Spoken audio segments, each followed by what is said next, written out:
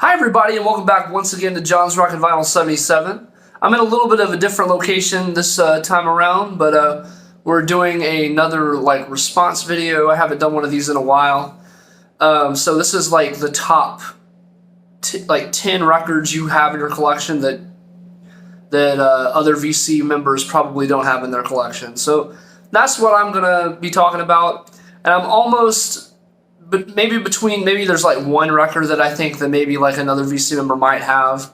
But other than that, I think that pretty much all these are records that basically nobody has. So there's nothing like super crazy in here. There's no like real. I mean, there's a couple of them that are like, and when we get to them, I'll talk about them. But for the most part, this is just kind of more like random stuff. A lot of this stuff is stuff I don't really talk about on the channel and stuff I don't really show, so it'll be interesting to kind of get my take on what I have here. It was hard to just include 10, so I actually added 2. So I hope you don't mind that I made it the 12 records that people don't have in the community. But I was only going to do 11, and then I went out today and found another one, which is pretty common because I find this kind of stuff pretty often. So you'll kind of get the idea of kind of what this video is once I go through it, But anyway, hope you guys enjoy the video, and let me know what you think down below. And without further ado, let's get started, right? Okay, so first off, this is one I found, I don't know, a couple months ago. This is an Italian artist called Nino Montillo. And the sleeve is Amore Mio, but this is actually not the same single. There's actually only one copy of this listed on Discogs, but there's no owners apparently. There's 0, people on Discogs that own this record. Apparently, I mean, even though there was one for sale, but anyway.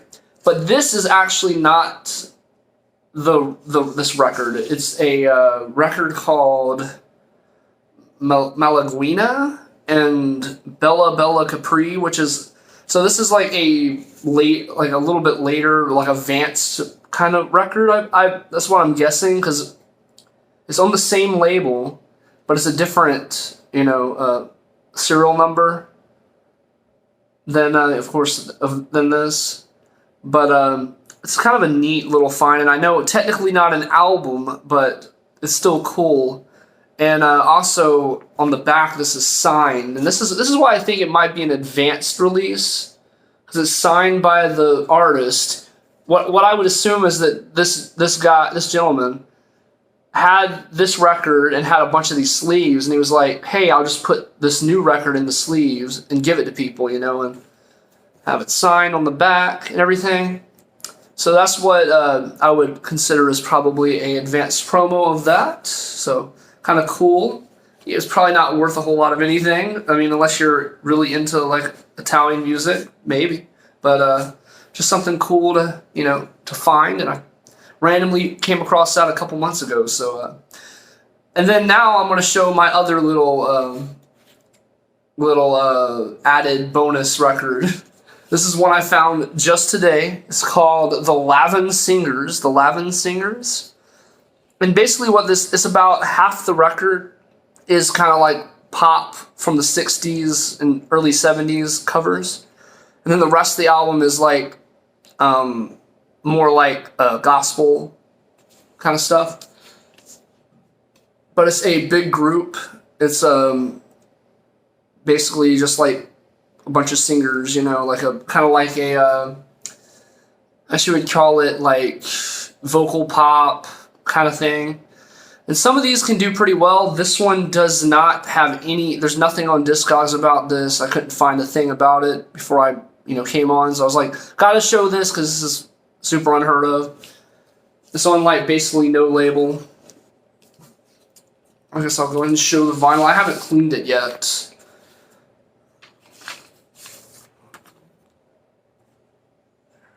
It's like on a private label. Kind of cool. It's pretty clean. That's why I grabbed it. I went ahead and grabbed it. So it has covers like Spinning Wheel. It's Not Unusual. By the time I get to Phoenix, early one morning, raindrops keep falling on my head in Aquarius, just to name a, But I mean, that's the reason why I bought it, because, if it was just a religious record, I wouldn't. I always like to grab the kind of like weird, like lounge records, cover records and stuff that I come across. Every once in a while, they'll be pretty good, but I have no idea. I haven't heard this yet. Interested to see what it sounds like, honestly. So in some ways, this is kind of like an update video, because some of this stuff is just recently found the past couple of, the past little while. This is another really weird kind of record. I couldn't find anything about this record. I couldn't find it on Discogs. This is a record called The Swinging Sounds of the Highlights. This is a 1966 release on Sound Records. And what this basically is it's a 60s, basically one of the first super groups, I would, in a way, because it's like a lot of these big band guys. It's a big band record, okay, which is probably not very interesting to a lot of people, but it's a big band record. And basically what it is a lot of like guys from the big band scene, a lot of older guys at this point in 1966. And they basically do this record, and it kind of has this more like poppy, kind of like orchestral arrangement with like the kind of beat drums from the 60s. So it kind of has like this garagey big band sound. That's the only way you could describe it. Really weird album. Honestly, would be cool to know if anybody knows anything about this record, because I cannot find a thing about it. And it's on a really cool label too. I really love this label. Sound really nice. And again, this is just kind of really random stuff. Here's another one that's kind of weird. This is a group called Cedar Hill, and an album called Rough and Ready. They have a couple of records, I believe 2 or 3 or so. But judging by the cover, you would assume, oh, these are some ragtag group of people. It's going to be good, like country rock record, southern rock, whatever, Then you flip it around, and you're like, oh no, it's one of us. So it's actually a I can't even think of what you call it. I think I wrote it down somewhere. Bluegrass, yes. It's a bluegrass record. It's pretty sought after, pretty hard to find, this one. There's only a few people that have this on Discogs. Really cool record. The majority of these records are below 30. Like, I think every one of them, I made sure to make sure that there's under 30 people that own the record on Discogs. And the majority of them are less than 10. So you're seeing some really weird and obscure stuff. Here's another really weird one called Billy Lord. This is a 1986 Private Press album. Long Distance Eyes is what the album's called, and this is a Christian AOR record that is actually pretty sought after and collectible. It's on Dawn Records. This is a kind of cool little find. I bought this in a collection of stuff that I came across. This is the best record from the whole bunch, so glad to grab that. Pretty cool little record. Don't know much about it, but it's a good little record. This is a really interesting record, in my opinion. This is probably one of my favorites, even though it's not necessarily worth a whole lot of anything. It's just kind of interesting. This is Chet de Mello, or de Mello, does it at the Donkins.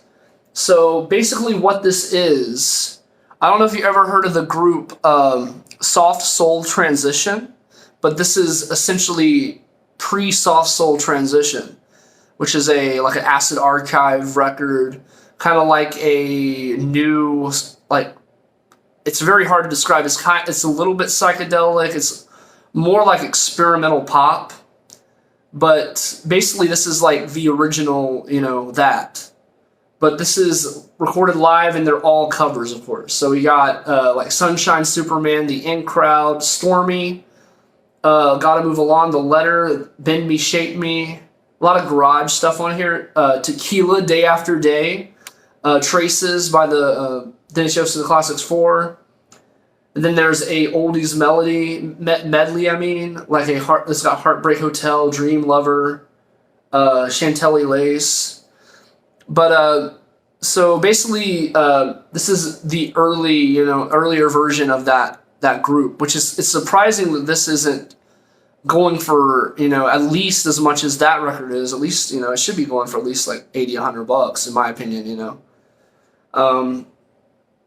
Because it's on. This was self-released by Chet de Mello on Venus Records. It's not a label. He made the label to put this out. And the other record is actually the same catalog number as this album. So kind of a cool and obscure little record. I should come show back. This was recorded live. I don't know if I think I said that, but maybe not. But the whole band is the same band from that record. Really cool label on Venus.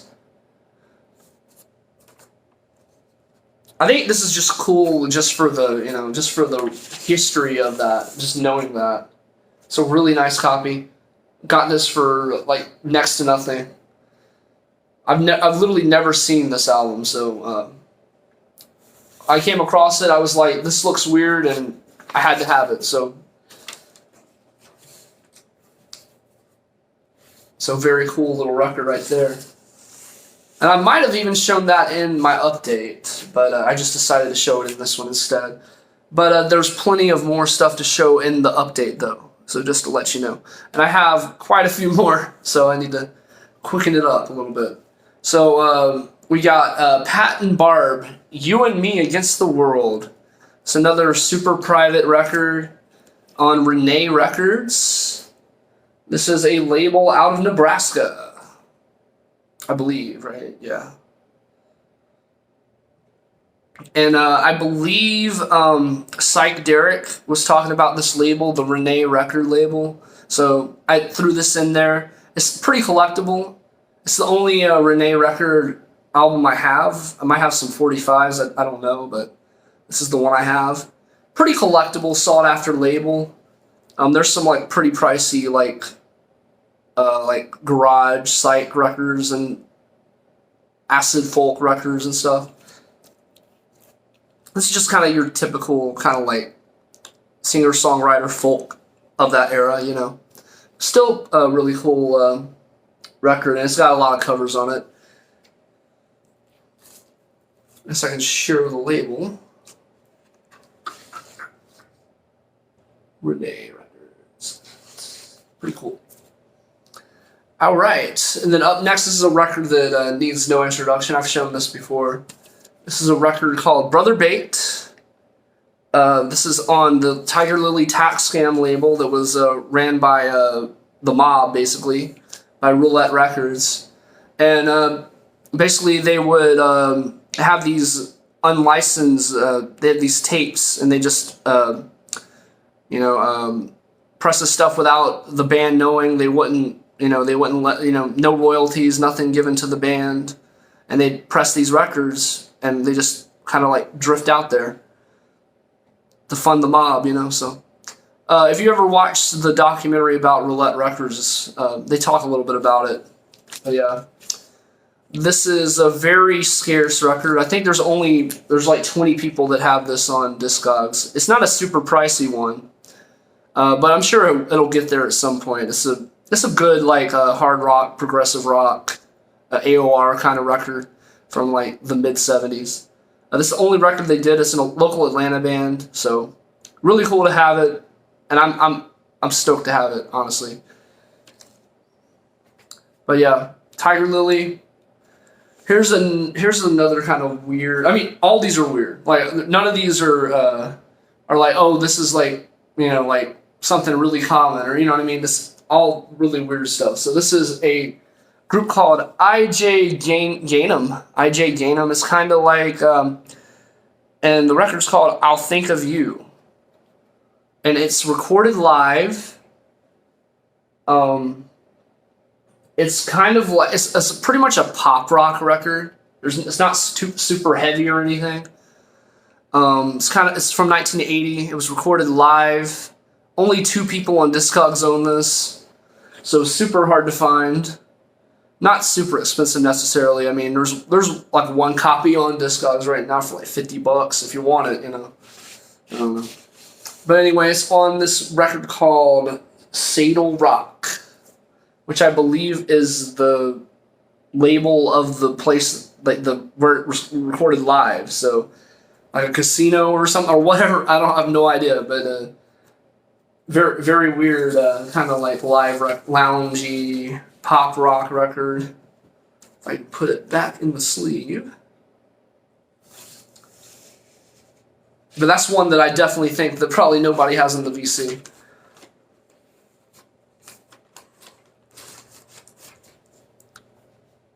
And then I just have a couple more. This is James Cockerham with a record. It's a record called Lifted.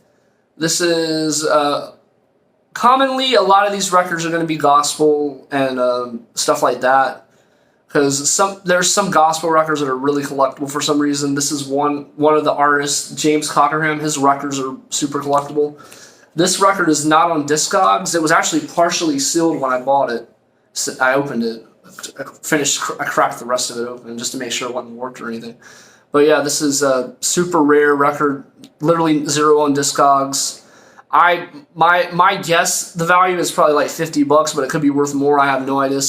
Because one record we'll get to is worth quite a lot, and we'll talk a little bit about that when we get to it. But yeah, it's on it's not on a label. All right, wait, it's on Copro Records, which was I guess owned by James Cockerham. It's his self-released label. It's from 1984.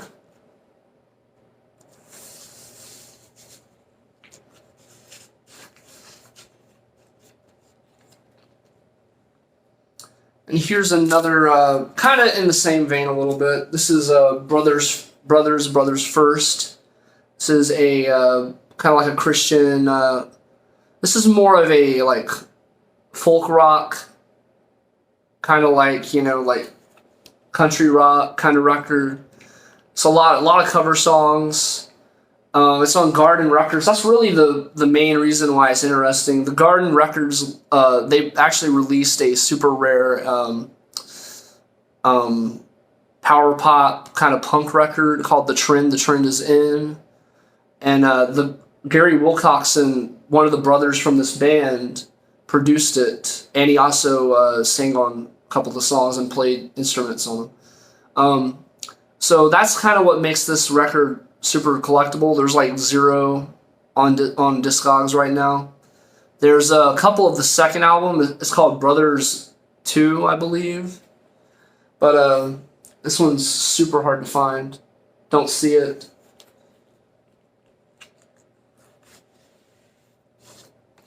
Of course, on the Garden label, I put in the MoFi sleeve just so it stayed safe.